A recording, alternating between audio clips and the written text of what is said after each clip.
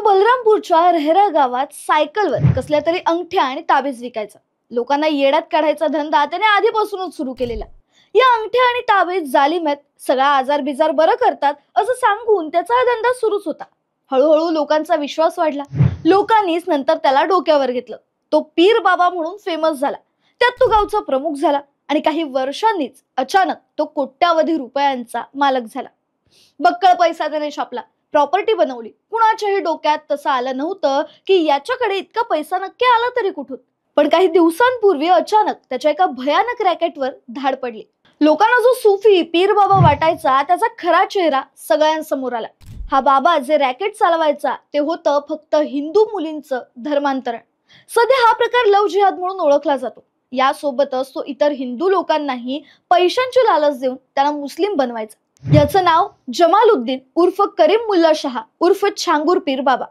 पण हे रॅकेट नक्की काय होतं आणि याचा पर्दाफाश कसा झाला जाणून घेऊया या व्हिडिओच्या माध्यमातून. पण त्याआधी गाजावाजाला सबस्क्राईब करा आणि नवनवीन अपडेटसाठी बेल आयकॉनवर क्लिक करायला विसरू नका.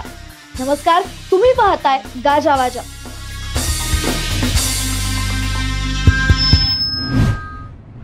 तर या छांगूर बाबाने लोकांना सुरुवातीला अंगठ्या आणि ताबीजच्या नावाने गंडवलं.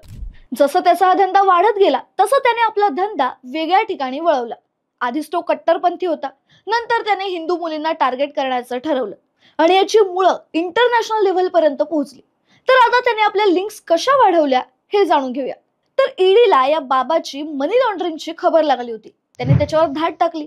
आता आपली खैर नाही हे कळताच हा पोपटासारखा बोलायला लागला आणि याने सगळ्या गोष्टी सांगितल्या.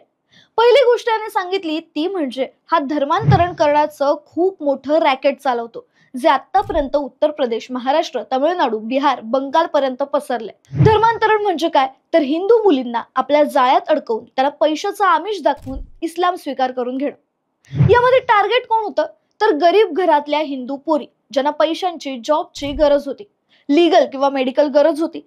त्यांनाही लोक आपल्या जाळ्यात अडकवायची आणि त्यांचं धर्मांतरण करायचे. आता जाळ्यात अडकवायचे म्हणजे नेमकं काय तर या छांगूर बाबाने 1000 मुस्लिम तरुण मुलं तयार करून ठेवली होती. ही मुलं त्या हिंदू मुलींना मदतीचं आमिष द्यायचे, त्यांचं ब्रेनवॉश करायचे आणि नंतर त्यांना इस्लाम धर्म स्वीकारायला लावायचे. या मुलांनाही त्यांचं वेगळं पेमेंट मिळत होतं. आता हे सगळं रॅकेट चालवायला फंडिंग कुठून येत होतं तर थेट पनामा या देशातून. पनामा मधील लोगोस मरीन ही कंपनी त्यांना हे रॅकेट चालवायला बक्कळ पैसे पुरवायची. महत्वाचं म्हणजे पनामा हे इस्लामिक राष्ट्रच नाहीये, तर या पनामा मधल्या कंपनी सोबत त्यांचं मनी लॉन्ड्रिंगचं नेटवर्क पसरलं होतं. इथून पैसा येत असल्यामुळे त्याने आपलं रॅकेट एकदम स्ट्रॉंग करून ठेवलं. या छांगूर बाबाच्या या गोष्टीचं कनेक्शन पाकिस्तानच्या ISI सोबतही असल्याचं उघड झालंय. त्याच्या या कामात त्याचा मुलगा मेहबूब, नीतू वोहरा उर्फ नसरीन आणि तिचा नवरा नवीन उर्फ जलालुद्दीन हे सुद्धा भागीदार होते. नीतू आणि नवीन वोहरा या नवरा बायकोंनी याच छांगूर बाबाकडे धर्मांतर करून घेतलं होतं. नीतू आणि नवीन सारख्या 4000 लोकांना त्याने कन्व्हर्ट केलं होतं. आता अशी एक गोष्ट समोर आली की नेपाळ मधल्या पाकिस्तानी एम्बेसी मध्ये यांची गुप्त बैठक झाली होती. छांगूर बाबाचं प्लॅनिंग होतं की ज्या हिंदू पोरींना कन्व्हर्ट केलं जाईल त्यांची लग्न नंतर पुन्हा एकदा ISI एजंट आणि स्लीपर सेल्स सोबत लावून द्यावीत आणि याच पोरी नंतर आपल्यासाठी गुप्तहेर म्हणून काम करते. यासाठी त्यांनी एक कोड लँग्वेज सुद्धा बनवली होती. उदाहरण द्यायचं झालं तर लोक एक वाक्य वापरायचे, मिठ्ठी पलटना. याचा अर्थ होतो धर्मांतरण. याच कोडच्या माध्यमातून हा बाबा आणि त्याची गँग बोलायचे. ईडीला मिळालेल्या माहितीनुसार या बाबाची आणि त्याच्या गँग मेंबर्सची 20च्या वरती बँक खाती होती. यामध्ये जवळपास 100 कोटींची अफरातफर झाली होती.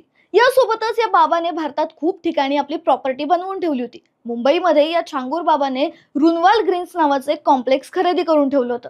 त्यांच्या अशा व्यवहारांची आणखी माहिती त्यांच्याकडून काढण्याचा प्रयत्नही ईडी करतच आहे. या छांगूर बाबाची चौकशी करत असताना आणखी एक गोष्ट समोर आली आहे, ते म्हणजे यांच्याकडे असलेलं शिजर-ए-तैबा नावाचं पुस्तक.